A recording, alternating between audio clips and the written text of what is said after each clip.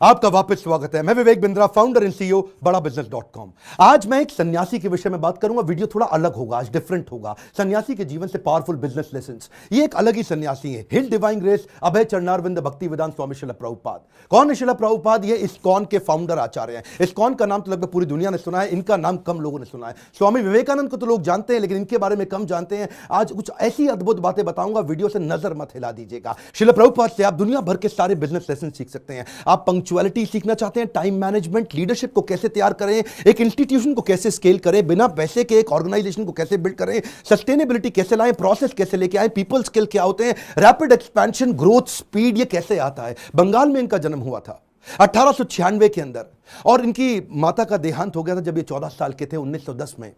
ये Scottish church college गए थे। यूरोपियन लेड एजुकेशन थी, शुरू से ही बहुत तेज थे। अंग्रेजी में इन्होंने पढ़ाई करी, लेकिन इन्होंने डिप्लोमा या डिग्री जो भी थी ब्रिटिश को रिस्पॉन्ड करते वक्त इन्होंने इंडिपेंडेंस मूवमेंट पर उसको लेने से अस्वीकार कर दिया। गांधी के नॉन कोऑपरेशन मूवमेंट में ये बहुत बड़े कॉन्ट्रीब्यूटर रहे। ये कोई शुरू से सन्यासी नहीं थे। प्रयागराज इलाहाबाद में इनका खुद का फार्मेसी का बिजनेस था, पर 1922 में जब अपने गुरु से मिले, इनके गुरु उनको देख के पहचान गए कि शिला प्रभुपाद की अंग्रेजी तो इतनी अच्छी है कि जब ये अंग्रेजी में बोलेंगे तो अंग्रेज भी डिक्शनरी खोल करके उस समय समझेंगे कि अंग्रेजी में बोल क्या रहे हैं।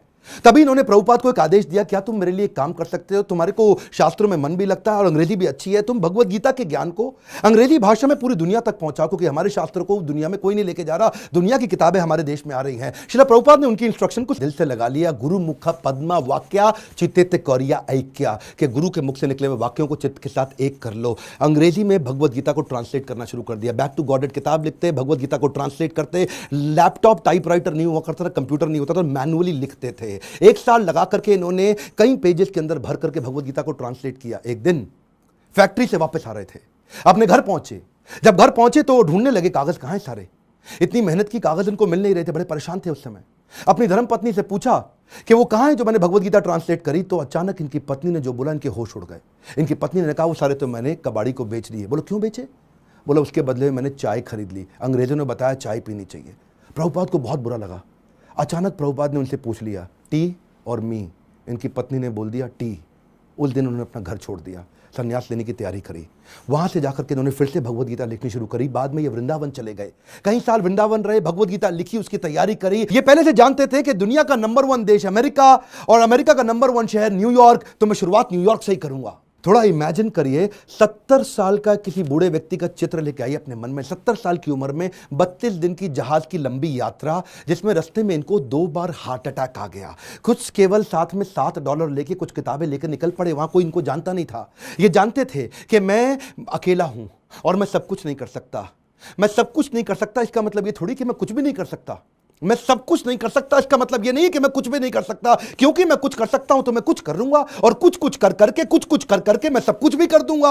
और वो हिम्मत लेकर के निकल पड़े। वहां पहुंचे टॉम्स्किन स्क्वायर पार्क न्यूयॉर्क के अंदर। उन दिनों वियतनामीज और यूएस का वॉर चल रहा था, जिसके कारण वहां बहुत हिप्पीज आ गए थे। हिप्पीज वो हुआ करते थे जो सड़क पर लेट करके इलिसिट सेक्स करना, नशा करना, वहीं पर नंगे लेटे रहना, 2-2, 4-4, 6-6 महीने तक नहाना नहीं। हिप्पीज ने एक्चुअली डिफाई कर दिया अमेरिका को। अमेरिकन सरकार परेशान थी कि ये लोग अपना घर छोड़ चुके हैं, पूरी तरह स्वतंत्र हो चुके हैं और कुछ भी कर रहे हैं। इन्होंने सोचा क्यों ना इन्हीं के साथ शुरुआत किया जाए। सबसे डिफिकल्ट मैन पावर को उन्होंने कल्टीवेट करने का कोशिश किया, उनको डायरेक्शन दिया ताकि मैं कमिटमेंट ले सकूं। धीरे धीरे उनके लिए कीर्तन करना शुरू कर दिया। इनका रूल क्या था? करेक्शन नहीं, मेडिटेशन। एक बार मेडिटेशन करा के इनको करेक्शन दूंगा बाद में, पहले मेडिटेशन बाद में करेक्शन। और वहां जो हिप्पी हुआ करते थे वो उनकी सुनते नहीं थे, बेइज्जती करते थे। इनके ऊपर सिगरेट का धुआं फेंक देते थे, इनको टॉयलेट की लंबी लाइन में पीछे धक्का मार के खड़ा कर देते थे, इनका सामान चोरी कर लेते थे, इनकी बेइज्जती करते थे। पर प्रभुपाद उनके लिए फिर भी भोजन बनाते थे, उनको सुबह शाम भगवत गीता पे कथा सुनाया करते थे, उनके साथ बैठ के कीर्तन करते थे। उनको धीरे धीरे मजा आने लगा। प्रभुपाद ने एक दिन उनसे पूछा तुम नशा क्यों करते हो? तो बोले सर मेरे को ना I want to stay high. मैं नशा क्यों करता हूं? मुझको अच्छा लगता है, I want to stay high. तो प्रभुपाद ने कहा मैं तुमको ऐसा नशा दूंगा which will keep you high forever. उन्होंने बोला ऐसा नशा है आपके पास? बोले वो कौन सा नशा है? बोले हरिनाम का नशा है। मैं तुमको हरि नाम लेना सिखाऊंगा, मैं तुम्हें भगवत गीता पढ़ना सिखाऊंगा। अगर तुम कृष्ण के आदेशों को समझ पाए तो वो सबसे ऊंचा नशा है। जिसको वो नशा लग गया आध्यात्मिक जीवन का, तो भौतिक जीवन के नशे उसके सामने बहुत छोटे पड़ जाएंगे। धीरे धीरे लोगों ने उनकी बात सुननी शुरू करी। ये लोग अपना घर बार पहले ही छोड़ चुके थे। प्रभुपाद को समझ में आ गया ऐसी मैन पावर जिसका कहीं दुनिया में अटैचमेंट नहीं, उनको कल्टीवेट कर गया तो ये मेरे मूवमेंट को पूरी दुनिया में फैला सकेंगे। ये अंग्रेज है और अंग्रेजों की बात पूरी दुनिया जानती है, इसीलिए हंट द राइनोसरस अगर शिकार करना है तो गेंडे का शिकार करो।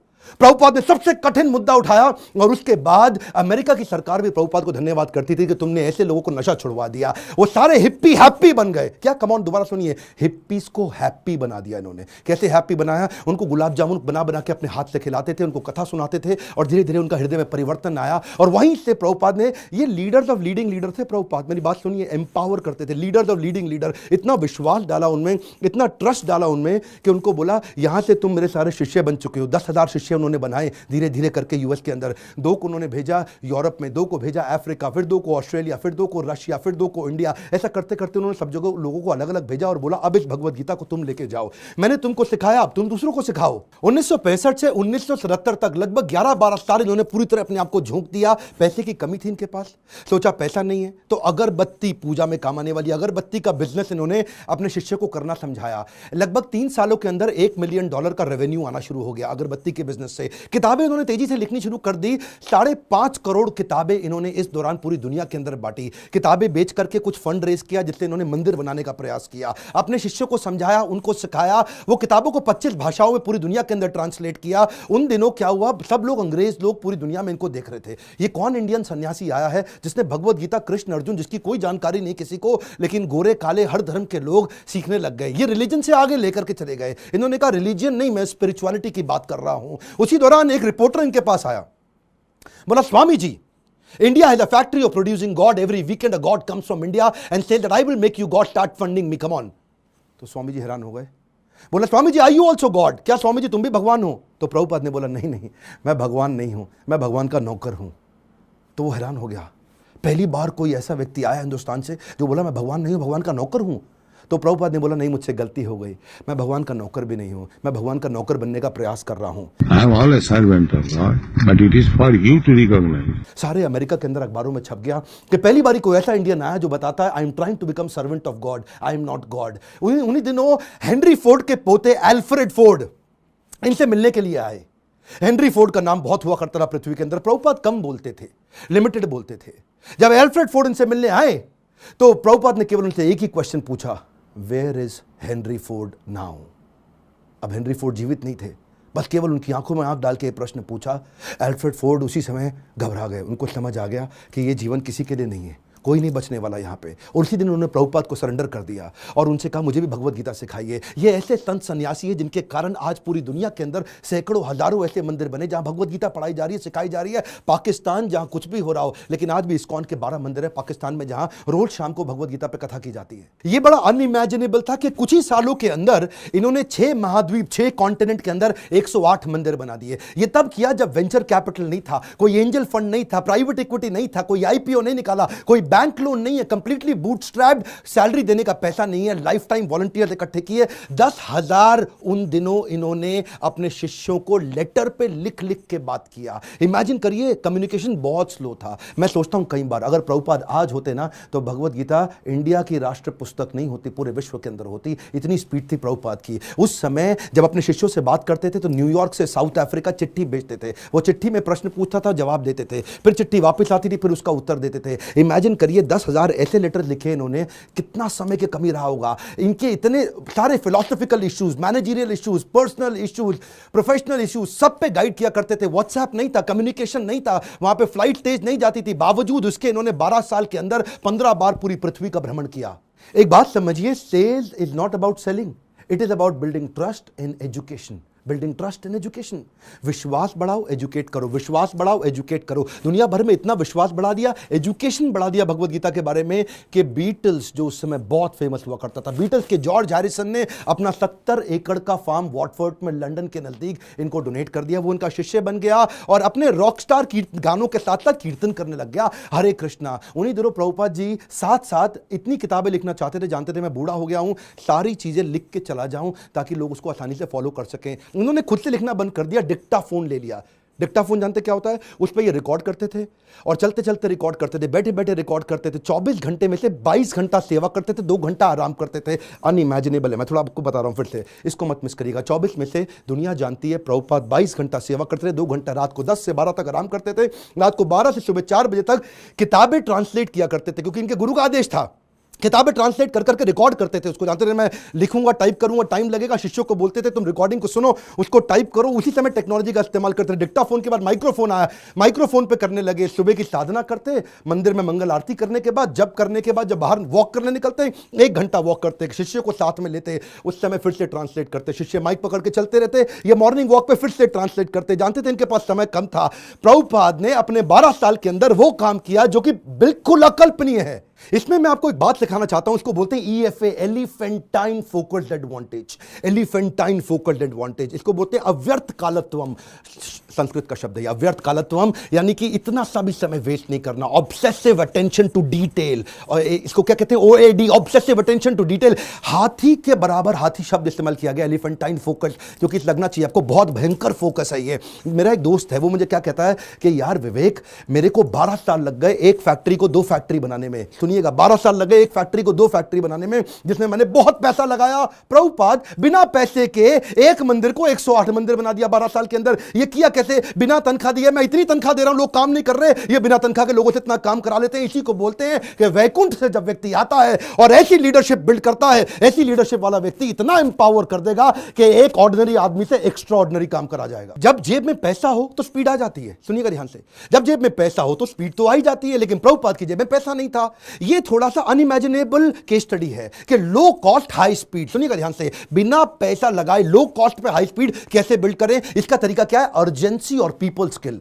प्रभुपाद अद्भुत व्यक्ति थे। अर्जेंसी और पीपल स्किल, शिष्य तंग करते थे, शिष्य गलतियां करते थे, प्रभुपाद टॉलरेट करते थे पीपल स्किल के साथ में। शिष्य इनको बहुत दुखी करते थे, प्रभुपाद टॉलरेट करते थे पीपल स्किल के साथ में। स्पीड बनाए रखी पीपल स्किल के साथ में। लोग दुखी भी नहीं होते थे, स्ट्रेस भी नहीं होते थे, क्योंकि प्रभुपाद प्रेम इतना देते थे। उनका प्रेम एक समुद्र की तरह था। श्री गुरु करुणा सिंधु, ऐसा करुणा का सिंधु सागर थे ये। इन्होंने एक बार जब ये अपने शिष्यों को लेकर के रथ यात्रा ज्वाइन करने गए जगन्नाथपुरी के अंदर, तो वहां पे मंदिर के अंदर अंग्रेजों को जाना मना है। हिंदू मंदिर है, वो कहते हैं अंग्रेज को, लोगों को हम नहीं, क्रिश्चियंस को अंदर जाने देंगे। प्रभुपाद ने बोला अगर तुम मुझे जगन्नाथ जी के दर्शन करने नहीं जाने दोगे, मैं जगन्नाथ जी को पूरी दुनिया में ले जाऊंगा। उसके बाद उन्होंने रथ यात्रा करनी शुरू करी और वहां से पूरी दुनिया में रथ यात्रा का प्रचलन चालू हो गया। प्रभुपाद वो पहले व्यक्ति थे जिन्होंने आज पूरी पृथ्वी पर रथ यात्रा और जगन्नाथ जी के दर्शन कराने शुरू किए।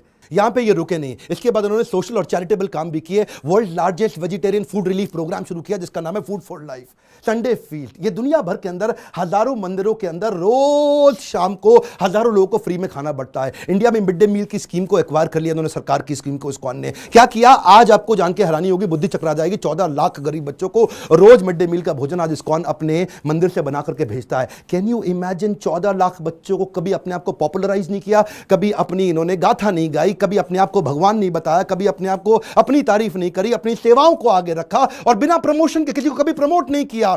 जानते हैं अमेरिका के अंदर भी आपको तो मालूम है स्टीव जॉब्स का स्टैनफोर्ड यूनिवर्सिटी का वो लेक्चर, जहां पे उसने खुद ही माना था कि मैं रोज, मेरे पास पैसा नहीं हुआ करता था, एक खाना खाने के लिए एक बार का 7 मील पैदल चल के हरे कृष्णा मूवमेंट पे फ्री का खाना खा के आया करता था। I would walk the 7 miles across town every Sunday night to get one good meal a week at the Hare Krishna temple. वैसे एक बात बताऊं, सुषमा स्वराज बोल बोल के थक गई थी कि भगवत गीता को राष्ट्रीय पुस्तक घोषित कर दो, श्रीमद् भगवत गीता को राष्ट्रीय पुस्तक घोषित किया जाए। आज ये प्रभुपाद के चलते न्यू जर्सी की सेटन हॉल यूनिवर्सिटी के अंदर भगवत गीता को कंपलसरी कर दिया। हरे कृष्णा मूवमेंट से भगवत गीता को लेके कैम्ब्रिज इंटरनेशनल यूनिवर्सिटी यूके के अंदर 2020 से वहां पे भी किताबें कंपलसरी कर दी कि भगवत गीता सिखानी चाहिए। क्यों? क्योंकि आपको वैल्यूज देंगी, मोरालिटी देंगी, कैरेक्टर देंगी, एथिक्स देंगी, प्रिंसिपल देंगे, ताकि आप एक इंसान को मजबूत बना सको। बहरहाल उनके पास समय कम था। 1977 में जब वो शरीर छोड़ने वाले थे, उनका वजन आधा हो चुका था, इतने पतले, इतने कमजोर हो चुके थे कि उनके शरीर पर स्किन बची नहीं, हड्डियां और नसें बची थी।